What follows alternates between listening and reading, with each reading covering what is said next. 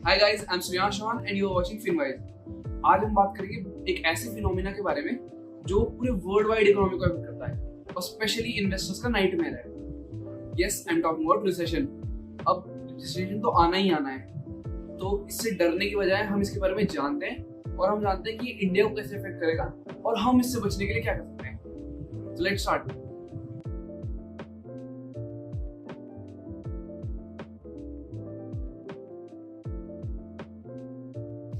तो रिसेशन जो होता है बेसिकली एक इकोनॉमिक साइकिल का एक फेज है, ठीक है।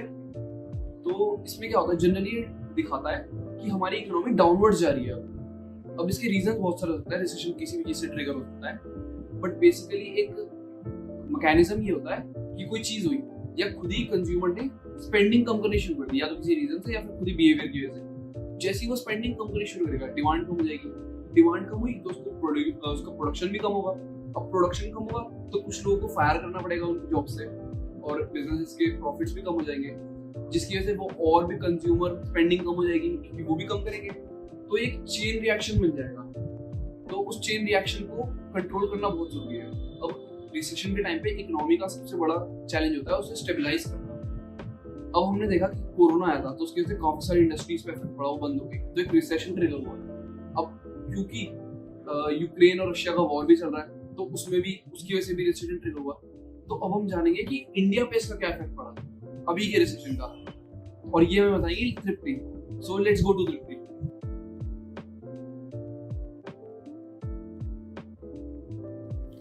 बहुत सारे इंटरनेशनल न्यूज चैनल्स ये बता रहे होंगे आपको आजकल कि रिसेशन आ रहा है।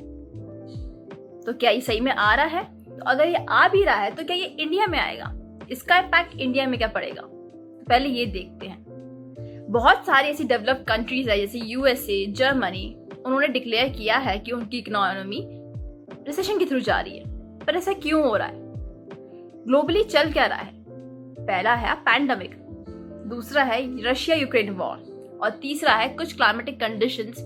जैसे कि आपने देखा होगा कुछ कंट्रीज ने नेचुरल डिजास्टर्स आए, उसका भी इम्पैक्ट इकोनॉमी में पड़ता है। ऐसा सब कुछ हो रहा है तो इकोनॉमी तो स्टेबल नहीं रहेगी, हिलेगी, कुछ ना कुछ उतार चढ़ाव आएंगे। तो आइए देखते हैं कि इंडिया में इसका इम्पैक्ट क्या पड़ने वाला है। सबसे पहली बात, जब रशिया यूक्रेन वॉर हुआ था इंडिया ने अपने आप को न्यूट्रल रखा था। इसके कारण बहुत सारे मीडिया ने इंडिया को क्रिटिसाइज किया था कि इंडिया को सपोर्ट नहीं कर रहा है, लेकिन इंडिया का न्यूट्रल रहना इस टाइम पर हमारे लिए बहुत पॉजिटिव शो हुआ है। सेकेंड थिंग, जब पैंडेमिक आया था सबकी इकोनॉमी स्टेबल नहीं रही थी, लेकिन इंडिया की इकोनॉमी स्टेबल रही थी। हम तब भी ग्रोथ कर रहे थे। इसका इम्पैक्ट अभी भी हमारी तरफ पॉजिटिव है। तो इसका मतलब है हमें कुछ नहीं होगा या इंडिया में कुछ रिसेशन नहीं आएगा। इस पे बारे में हम भी थोड़ी देर में बात करते हैं।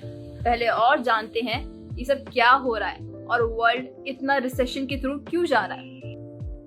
जर्मनी ने अभी कुछ हफ्ते पहले ये डिक्लेयर किया है कि उनकी इकोनॉमी रिसेशन के थ्रू जा रही है। एट द सेम टाइम अगर आप यूएसए को देखें तो यूएसए के सबसे 3 बड़े bank SVB, FRB and signatures bank fail हो गए हैं। इंडिया में रिसेशन आएगा या नहीं ये बात तो भी स्प्लिट है। माना ये भी जाता है और कहा भी जाता है कि इंडिया एक डीकम्बाइंड इकोनॉमी है, मतलब हमारी डिमांड एंड सप्लाई ओके मतलब ये स्ट्रॉन्ग रिसेशन का हम सह सकते हैं। But at the same time RBI ने 2023 की ग्रोथ रेट 7% बताई है, बट उन्होंने फोरकास्टिंग में 2024 की ग्रोथ रेट 5.2% बताई है। मतलब पूरा 1.8% का डिफरेंस, जो कि हमारे लिए अच्छा बिल्कुल नहीं है। कहा यह जाता है और हम मान भी रहे हैं कि इंडिया को 5 ट्रिलियन इकोनॉमी बनानी है। तो अगर हमें अपनी कंट्री को 5 ट्रिलियन इकोनॉमी बनानी है तो हमारा growth rate maximum to maximum 7 to 8% होना ही चाहिए। ये फोरकास्टिंग 2024 की हमारे लिए बिल्कुल अच्छी नहीं है। जाहिर सी बात है इम्पैक्ट तो पड़ेगा, अभी नहीं पर बाद में जरूर। हम सब इंटरलिंक जो है। अब जब भी हम गुड्स एंड सर्विसेज प्रोड्यूस करेंगे और हम देख रहे हैं कि बाहर का ग्लोबल मार्केट उतना कैपेबल नहीं है, तो क्या हमारा डोमेस्टिक मार्केट इतना बड़ा है कि जो भी हम गुड्स एंड सर्विसेज प्रोड्यूस करेंगे वो खुद कंज्यूम कर सकते हैं? नहीं। इस बात पे इंडिया को कॉन्फिडेंस होना चाहिए कि इंडिया में रिसेशन इस टाइम तो बिल्कुल नहीं जाएगा। ये स्टॉर्म को हम सह सकते हैं, ऐसा कुछ भी नहीं होगा। बट ऐसे कौन से फैक्टर्स हैं जिनमें हमें प्रोग्रेस करनी चाहिए, और बाकी सब ग्लोबली जो रिसेशन आ रहा है इस पे मौके पे चौका देख के अपने आप को ग्रोथ प्रोटेक्टिव और करना चाहिए ताकि हमारी ग्रोथ रेट और इंक्रीज हो।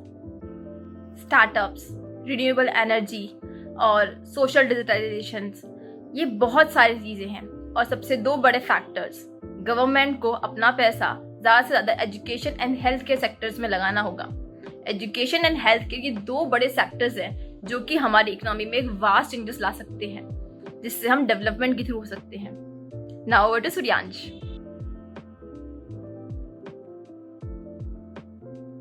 सी कंक्लूजन इज इंडिया की इकोनॉमी बहुत ज्यादा स्ट्रांग और रेजिलिएंट है, और इंडिकेटर से पता लगता है कि ग्रो ही करेंगी क्योंकि हमारे इकोनॉमी बहुत डाइवर्सिफाइड है और हमारा पॉलिटिकल सिस्टम अभी बहुत ज्यादा स्टेबल है। बट एज अ इन्वेस्टर हमें ये पता होना चाहिए कि रिसेशन तो आएगा ही आएगा, इट इज इनएविटेबल। इसलिए अगर हम कुछ पॉइंट इंश्योर करते हैं तो हमें रिसेशन से अपनी इन्वेस्टमेंट्स को हम सेव कर सकते हैं। पहला कि हमें अपनी इन्वेस्टमेंट्स को ना डाइवर्सिफाई करना चाहिए अपने पोर्टफोलियो को, क्योंकि जितना हमारा पोर्टफोलियो डाइवर्सिफाई होगा, अगर रिसेशन से किसी पर्टिकुलर इंडस्ट्री पे इफेक्ट पड़ता है या उसकी आसपास वाली इंडस्ट्री पे इफेक्ट पड़ता है तो क्योंकि हमारा पोर्टफोलियो इतना डाइवर्सिफाई है उससे ज्यादा इफेक्ट नहीं पड़ेगा। सेकंड कि अगर हमारे पास कोई इमीडिएट खर्चे हैं, जैसे मान लो हमें पता है 1-2 साल में किसी शादी होने वाली है, कोई स्टडीज का है, लोन वोन का या यूनिवर्सिटी का है, या फिर हमें पता है कि हमें ट्रिप प्लान करिए सिंपली, तो हम उस अमाउंट को 1-2 साल में अगर मान लो हमारा खर्चा है तो हम सेफ इंस्ट्रूमेंट में डाल सकते हैं, जैसे एफडी, गवर्नमेंट बॉन्ड जो जल्दी मैच्योर होते हैं और सेफ है, फिक्स्ड रिटर्न मिलेगी क्योंकि अब हम उस पर रिस्क नहीं लेना चाहते।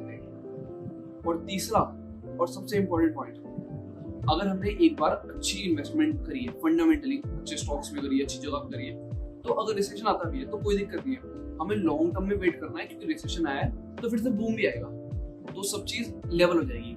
हमने अपने इमीडिएट खर्चों का ध्यान रख लिया और हमने अपना पोर्टफोलियो डाइवर्सिफाई कर लिया कि अगर कोई इंडस्ट्री ज्यादा इफेक्ट कर भी जाती है लॉन्ग टर्म में भी, तो भी लॉन्ग टर्म में सब हमारे लिए अच्छा होगा।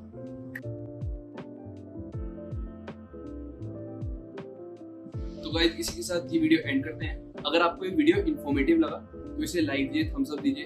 अगर आप किसी पर्टिकुलर टॉपिक के बारे में जानना चाहते हैं तो हमें कमेंट बताइए, हम रिसर्च करके आपको बताएंगे। तो तब तक के लिए बाय।